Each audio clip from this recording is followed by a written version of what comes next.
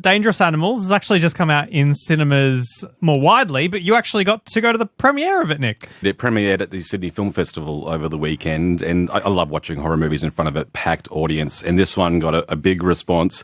There's some big bravura moments in it. It's a pretty nasty Australian horror film, kind of in the mould of Wolf Creek. It's not quite as extreme as Wolf Creek, but it has a very twisted sense of humour. So if you like Aussie exploitation horror movies, this will be up your alley. It features a really wonderful performance by the Australian actor Jai Courtney, who has done a lot over in Hollywood, but he's come back to make this Australian film. He plays a character called Tucker, and Tucker is a serial killer who runs shark cage diving experiences.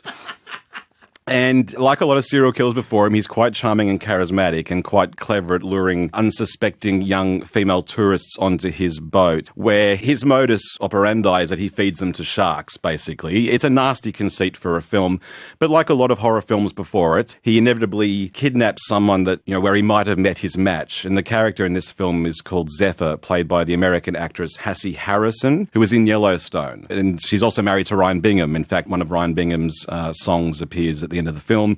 She's a drifter who's in Australia surfing. She's a surfer, someone that's clearly had a troubled background and has not formed many human connections. So the kind of person who no one will know is missing should she get kidnapped, of course. But she does meet a guy at the start of the film, Moses, played by Josh Houston, and he is the archetypal character in the film that might be the first to twig that she's actually been kidnapped by the perversely funny and regrettably charismatic serial killer played by Jai Courtney. Regrettably charismatic, what a phrase. He is, because he does horrible things in this movie, this type of character. He is a monster. He actually identifies with the sharks, right? That's his psychology. Don't we all? He's quite a well-painted villain. He's got mummy issues. There are things that are alluded to that make him kind of, not sympathetic, but the way that Courtney plays him. Courtney's a big, strapping, handsome man. He's put on a lot of weight in this movie.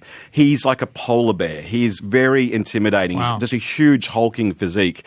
And he's wicked. In the way that John Jarratt got to play Mick Taylor as being someone you kind of found funny, even though he's a psychopath.